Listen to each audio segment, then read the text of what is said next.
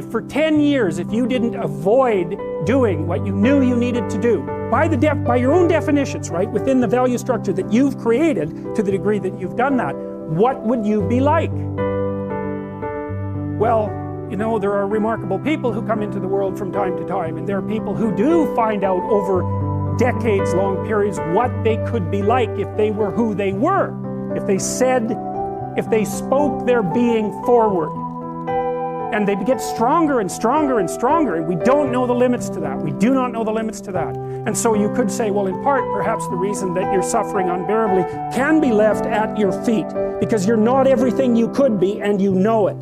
And of course, that's a terrible thing to admit, and it's a terrible thing to consider, but there's real promise in it, right? Because it means that perhaps there's another way that you could look at the world, and another way that you could act in the world, so what it would reflect back to you would be much better than what it reflects back to you now. God, there's reasons to be resentful about your existence. Everyone you know is going to die. You know, you too. And there's going to be a fair bit of pain along the way, and lots of it's going to be unfair. It's like, yeah, no wonder you're resentful. It's like, act it out and see what happens. You make everything you're complaining about infinitely worse. There's this idea that hell is a bottomless pit, and that's because no matter how bad it is, some stupid son of a bitch like you could figure out a way to make it a lot worse. So you think, well, what do you do about that? Well, you accept it.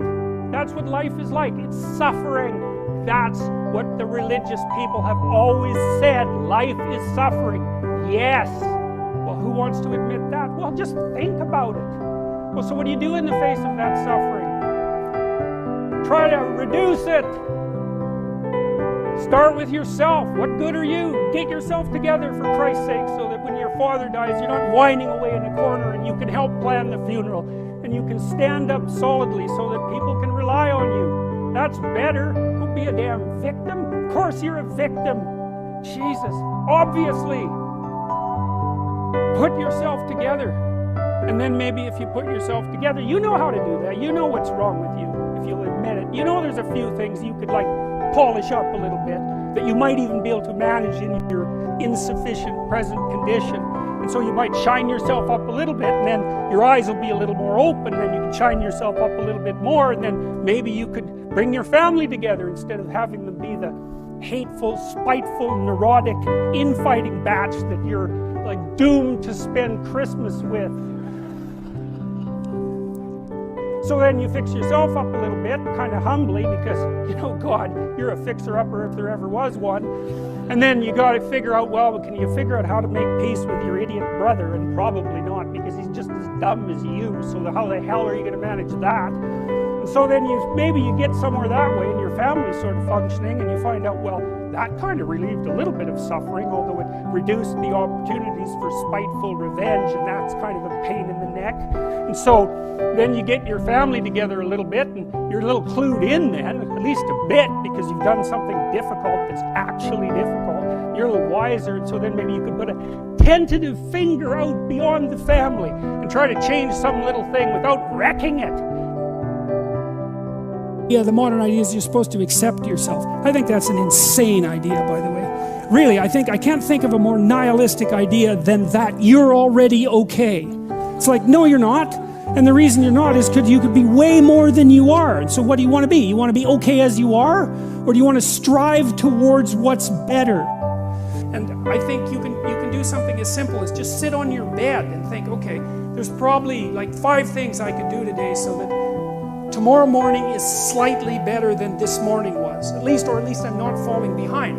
And those will usually be, it's like having to eat a toad in the morning, right? It's like, it's not going to be something you want to do. There'll be things you're trying to avoid. They're snakes, essentially. But if you ask yourself, like you're asking someone, which I think is a form of prayer, if you ask yourself, instead of telling yourself, you know, what is it that I could do to set things more right today, that I would actually do? It's usually some small thing because you're not that disciplined, you know. Then you can go do it. And then you put the world together a little more when you do that. And that spreads out.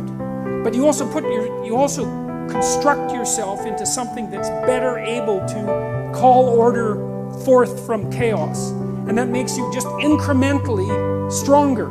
And then the next day, you can maybe take on a slightly larger task. And like, you get the benefit of compound interest if you do that. It's a tremendously powerful technique. And I think if you do that, at some point, instead of just having to fix things up that are not good, you'll start to get a glimmer of the positive things that you could do, you know, the positive things that you could do that would actually constitute a vision. And that's what I would recommend. What you most want to be found will be found where you least want to look, essentially.